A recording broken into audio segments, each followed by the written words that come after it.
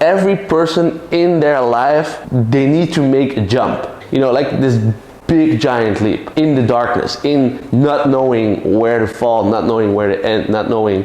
Hey, my name is Marek, I'm an entrepreneur and business owner, and today I'm going to share with you how to kick yourself in the butt. Keep watching.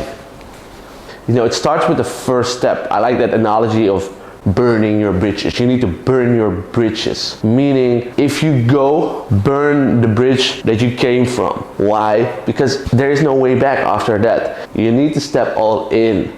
That's the only way you can make it. I was once in Amsterdam. We had the Amsterdam Light Festival, and it was super cool. They had all the lights in the streets of Amsterdam, super nice decorated. And so we did a boat tour, and there was a audio guided tour. And so at one point we came to a bridge, and there was a man. He was like walking on the bridge. It's like different characters of a same person, but set up in a line. So it was light up, light up, light up, light up, light up. And you saw in that light a man jumping over the bridge. And so the storyteller of the guided audio was telling that every person in their life, they need to make a jump in the darkness, in not knowing where to fall, not knowing where to end, not knowing, you know, like this big giant leap.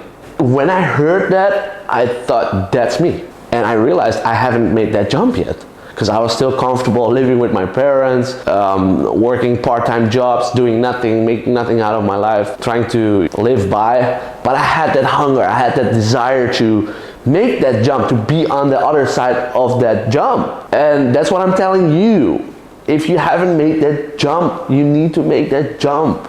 It's super scary. I know, it's frightening. It frightened me. My jump was I needed to quit any job that I had, and I need to go full-time entrepreneurship.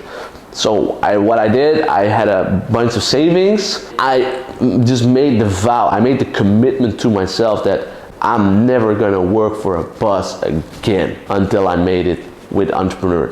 And I didn't have anything. I didn't have any business going on. I didn't have any income from any entrepreneurial, pursuit. And so it was really, really frightening for me.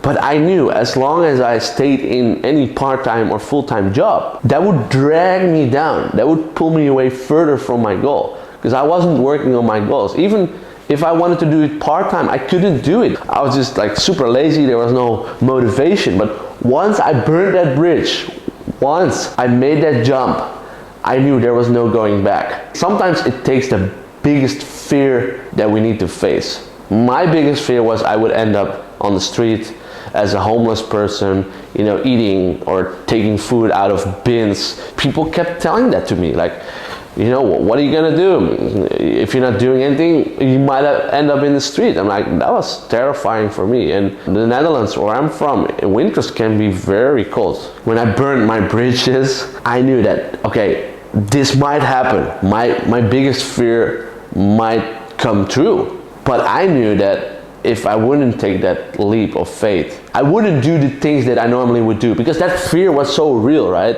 That fear. And that's why you see people who have a 9-to-5 job, who have a good cushion, they have, basically their golden handcuffs. You never see them taking that leap. Why? Because they're too comfortable. There's no fear of what am I gonna do next month in order to get food on the table. And I don't mean to say like you need to live every month with that fear, but at least from a basic standpoint, when you start out, when I took that leap of faith, I knew there was no way back. That basically was a kick under my butt to do things. Things I normally wouldn't do. Approaching certain people, calling people, cold calling people, asking people for help. I was too proud, I was too afraid when I still had my part-time job to ask people for help. But when I finally took that jump, I was able to do it, because there was no other things I would do. And I remember back in the days, I would do everything for money, everything that's legal and that's ethical, right?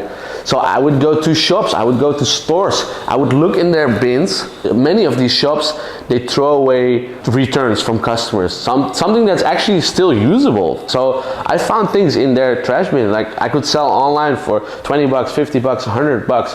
That's how I made some money.